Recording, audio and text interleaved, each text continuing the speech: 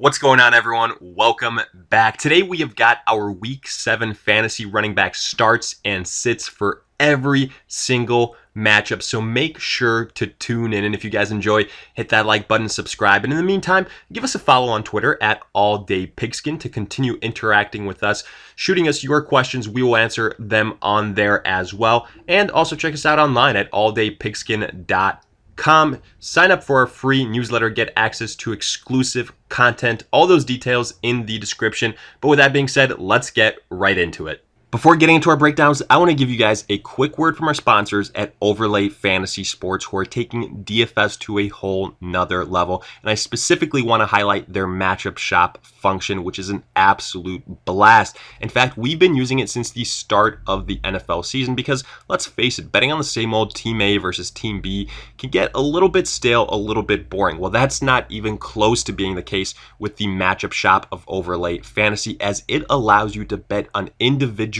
player matchups, and it's super simple. Just pick whichever player you think will have the higher fantasy performance. And just like a regular bet would work, check out the spreads, do your research, and then win some money. You can bet on pretty much any single sport that you want, whether it's NFL, golf, MLB, etc. All those options are there. And again, super simple. Pretty much for any single NFL game coming up, you've got a bunch of different matchups that are always updated and added to. So if it's something as simple as just putting a single submission, you can do that. But guess what? If you want to get a parlay going and double up some of those winnings, you can do that as well. So take advantage of this. All of that homework you're doing for your fantasy lineups, let's have that translate to some big time winnings for your wallet as well. So do yourself a favor and check out Overlay Fantasy's matchup shop now. Our first match of the week, we have got the New York Giants at the Philadelphia Eagles on Thursday night. And in terms of running backs to start, tentatively, we're going to fire up both these guys, but make no mistake about it, there is a preferred option. Let's begin with Devonta Freeman for the Giants, where the good news is that Freeman has separated himself from the other running backs in this backfield, so much so that we're not even going to mention them. And also in his favor is the fact that he is getting the volume between 15 to 20 carries a game. And let's not expect Daniel Jones to go for over 50 yards rushing every single week. But the fact of the matter is that Devonta Freeman is facing a tough Eagles front and that he is touchdown dependent.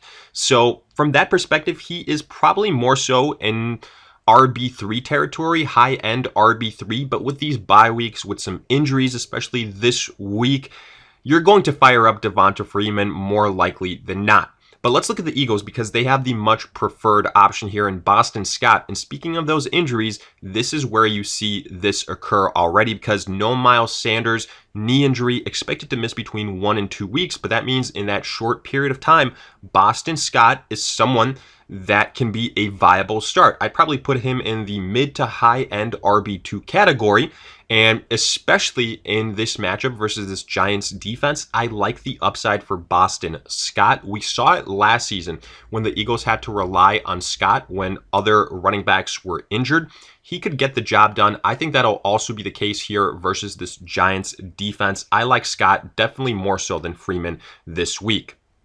Then Panthers at Saints.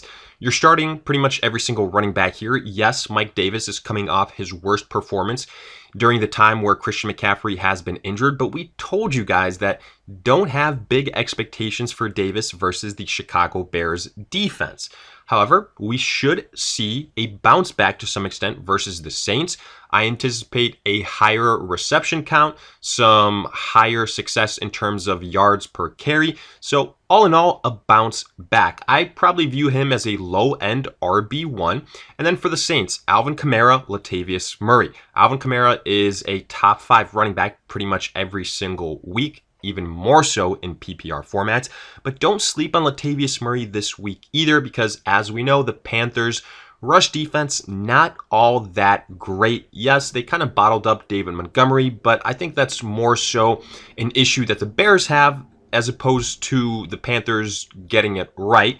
And Alvin Kamara, Latavius Murray, much better set up to have success. So I like both of them. Obviously, Kamara's high-end RB1. Latavius Murray, though, could be a sneaky running back start that, if he gets a touchdown, could get you double-digit points.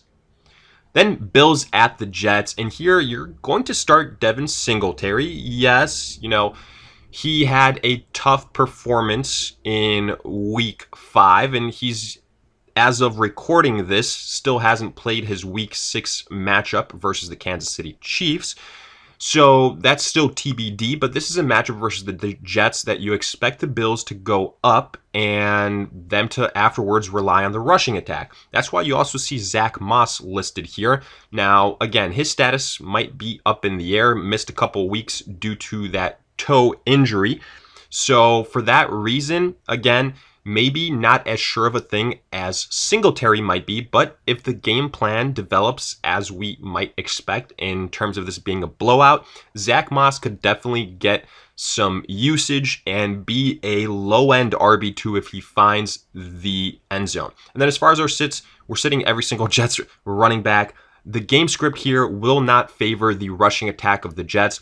Even if Le'Veon Bell was still with the Jets, we'd probably say sit him. Obviously, that's the big news for New York, cutting Le'Veon Bell. That leaves Frank Gore, that leaves Pirine. We don't like either one of these guys for this matchup with the Bills.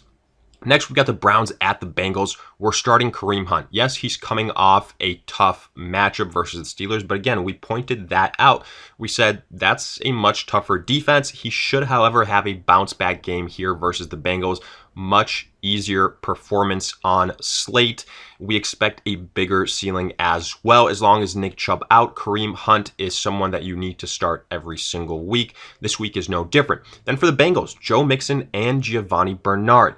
Now, obviously, Mixon has the asterisk next to his name because he got banged up a little bit in week 6. We still don't quite know whether he'll be 100% for this game, whether he'll suit up for this game. So with that being the case, that's why you also see Giovanni Bernard.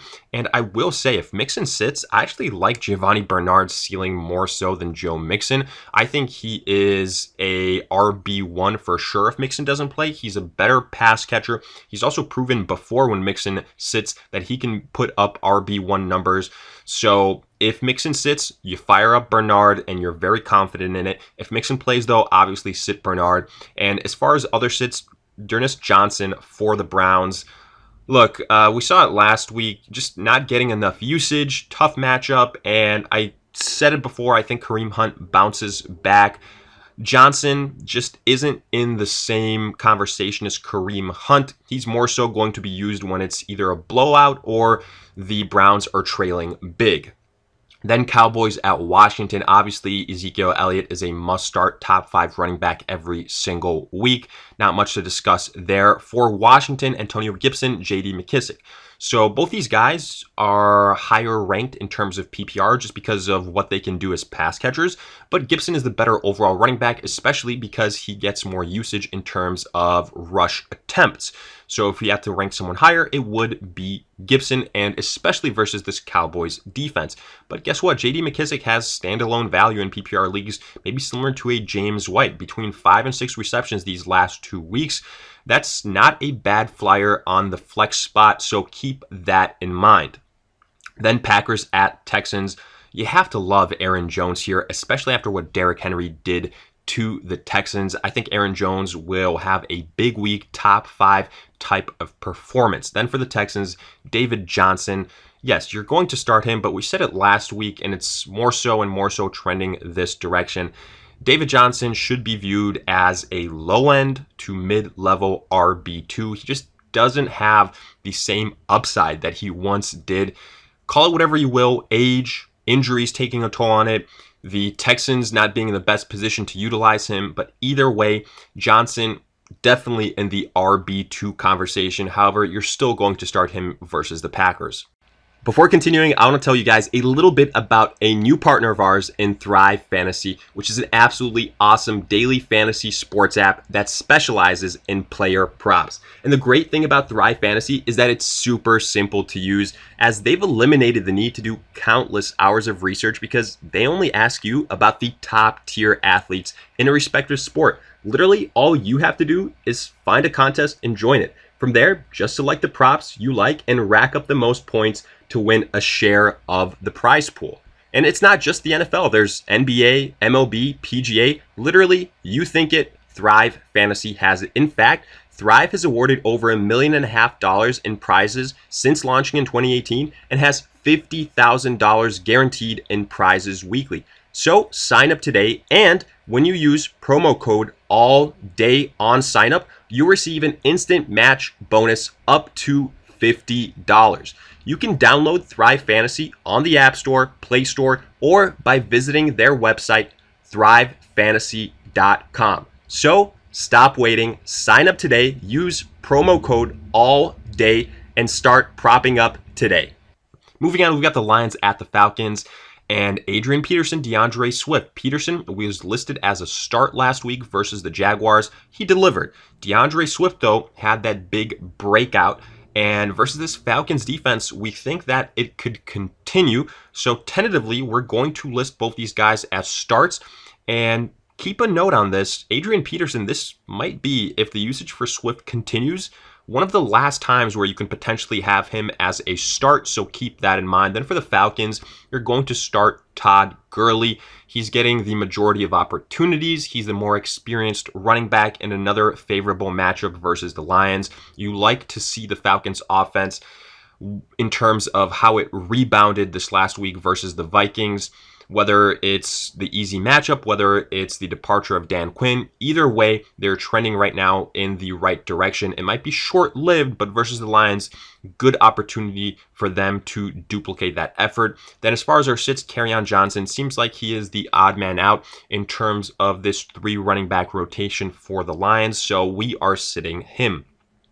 Then we've got the Steelers at the Titans. We're going to fire up James Conner. I think he's probably going to be a high-end RB2, maybe low-end RB1, depending on his usage as a pass catcher, but more so high-end RB2. That's probably what he should be viewed as going forward. The Titans, Derrick Henry, coming off a spectacular performance, one of the best performances in recent memory. This is a much tougher matchup, though, versus the Steelers' defense, so keep that in mind. I think he's definitely going to come back down to earth a little bit, and I'd say probably around 15 points is what you're going to be looking at, so just keep that in mind. Don't go into this week expecting him to go for over 40 points yet again, but regardless, especially in standard formats, an RB1 for Henry. Afterwards, Seahawks at the Cardinals. Seahawks coming off the bye week, facing a nice matchup versus the Cardinals defense. We're starting Chris Carson, a top 10 running back. Then for the Cardinals, look, they, again, as of recording this, have not played on Monday. Kenyon Drake, Chase Edmonds continue to be guys that we say you can start both of them. Now, we don't know how this backfield, how these shares will go after their Week 6 performance in terms of Drake or Edmonds. But again, versus the Seahawks defense, tentatively, we'll start both of them. We'll say that Kenyon Drake has the higher upside just because he's getting more rush attempts. But in PPR formats, Chase Edmonds, not a bad start. Then Chiefs at the Broncos. And this is officially going to be the first week where we see Le'Veon Bell as someone that can be started for the Chiefs. We're firing him up. We think he is the more experienced running back. We think that he is going to be very excited to join this Chiefs offense, considering that he just left running back hell in the New York Jets. And, he has RB2 upside. And then Clyde Edwards-Helaire, we're still going to start him, but let's not make the mistake that he is an RB1 anymore. That is no longer the case. Both these guys should be viewed as RB2s. Maybe Clyde Edwards-Helaire has the small edge in terms of performances in the short term until Le'Veon Bell gets kind of adjusted. But I think in the long term, Le'Veon Bell will probably end up being the higher scoring running back here. Then for the Broncos, we're starting Phillip Lindsay. We said that last week if Melvin Gordon didn't play, that Phillip Lindsay was a fine start. That ended up being the case. And I think with the Broncos having 2 viable running backs, they're going to go with the hot hand. Lindsay is definitely that at this point in time. Melvin Gordon, it seems like he won't be penalized all that much due to that DUI. Coming off an illness, non-COVID related, but either way, it looks like this will be a situation, in my opinion, with the hot hand. Honestly, you can make the case where you sit both of these guys simply because they're really going to vulture the opportunities from each other. And it becomes a situation where you're looking at the guy that's going to get in the end zone. That's so tough to predict And because this Broncos offense isn't as prolific as that of the Chiefs, you can't afford to start both these guys on a week-to-week basis. Afterwards, Jaguars at the Chargers. We're going to fire up James Robinson. He has been a fine play pretty much every single week. He gets the volume. He gets, from time to time, some decent reception opportunities. We like him this week, again, potentially as a top 10 running back. Then for the Chargers, it seems like Justin Jackson, that first week when Austin Eckler was out, was getting the opportunities. I think that will continue to be the case. This Jaguars defense does not scare us one bit. So I actually like Justin Jackson potentially as a top 15 running back on the week. We saw what the Lions running backs did versus the Jaguars. So Jackson trending in the right direction. And as far as our sits, Josh Kelly. Look, a lot of people were excited about him, but with Jackson back healthy, it's clear that he is the preferred option. So until further notice, Josh Kelly has to be a sit for the Chargers. Afterwards, 49ers at the Patriots. Here, tentatively starting Raheem Mostert. Obviously, you see the asterisk next to his name. That's because he got nicked up this last week, and his availability still unknown. If he's not available, well, we've been at this before with guys like a Jerick McKinnon, so just keep an eye out for that. Then as far as the Patriots are concerned, look, James White is the running back that I trust the most at this point in time, and that's primarily because he's used as a pass-catching running back, so obviously in PPR formats, that's where you want to target him. I think he's probably a low-end running back 2, and probably maybe even a high-end running back 3 more so there. As far as our sits, we're going to sit Damian Harris. I think that this might be a bit of a tough matchup for the Patriots, and again, with New England having Cam Newton, he's going to take away a lot of those pure rushing opportunities from whether it's Harris, whether it's Michelle, so we're sitting Harris here.